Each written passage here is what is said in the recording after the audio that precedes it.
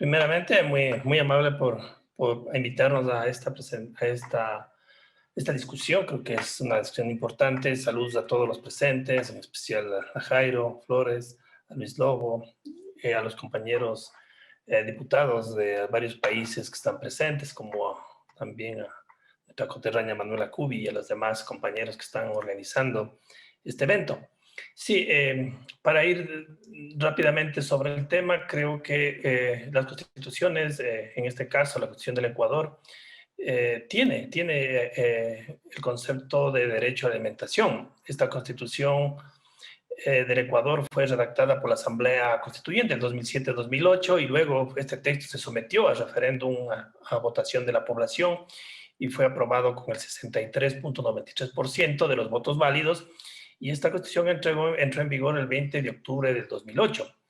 Entonces, tiene una Constitución, tiene un componente fuerte de participación de la ciudadanía, y en esta Constitución el derecho a la alimentación está incorporado en la norma constitucional y desarrolla en este derecho en consonancia con la descripción contenida en el artículo 25 de la Declaración Universal de los Derechos Humanos, en lo que considera que toda persona tiene derecho a un nivel de vida adecuada que asegure, y así como a su familia, la salud y bienestar, y especialmente la alimentación y otros temas más.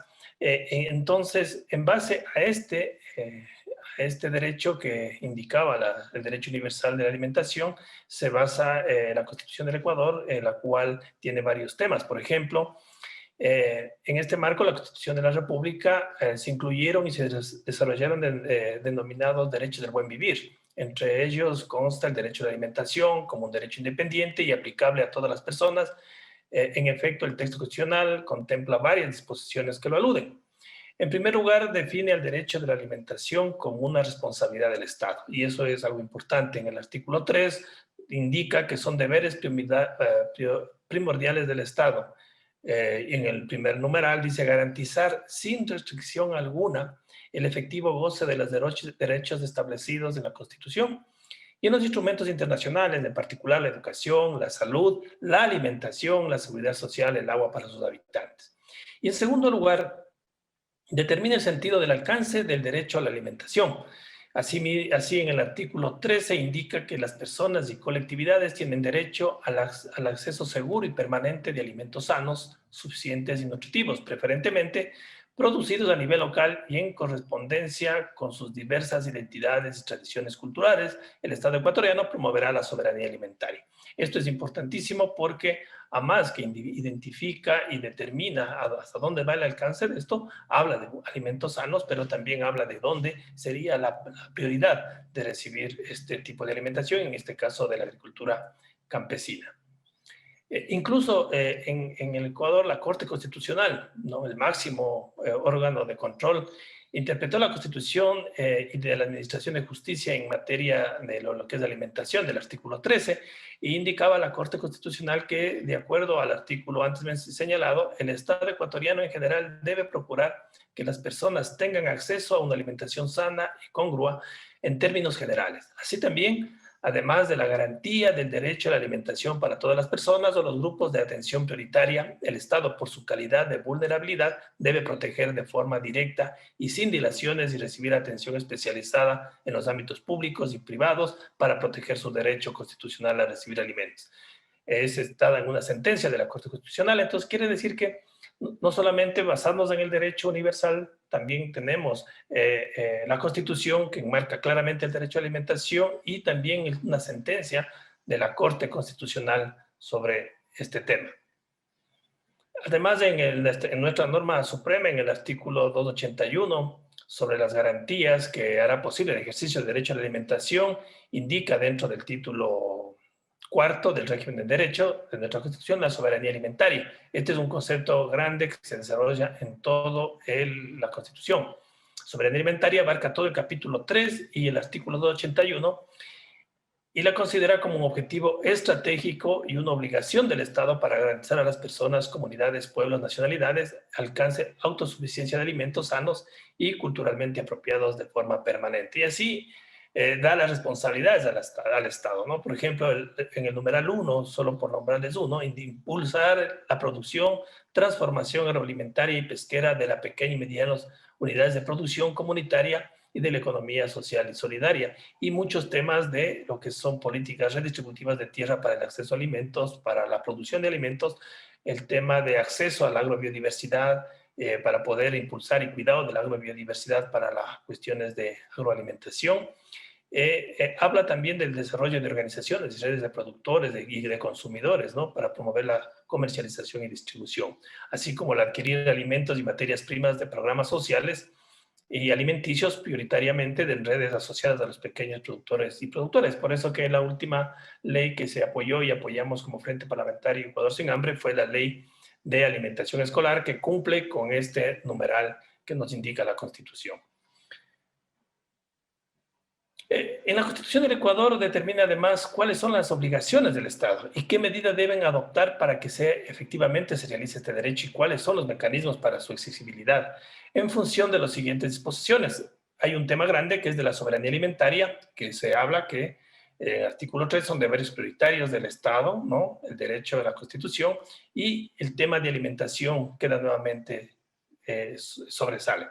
El artículo 66 se reconoce y se garantiza a las personas el derecho a una vida digna que asegure la salud, alimentación, nutrición, agua potable y demás temas que se van dando dentro de la redacción de la Constitución. Y también la disposición transitoria primera, que dispone que el órgano legislativo, en el plazo máximo de 120 días, contados desde la vigencia de la Constitución, deberá aprobar la ley que desarrolle el régimen de soberanía alimentaria, ley que se realizó y que está aprobada. Asimismo, en la Constitución, para asegurar el tema de alimentación, habla sobre los factores de producción.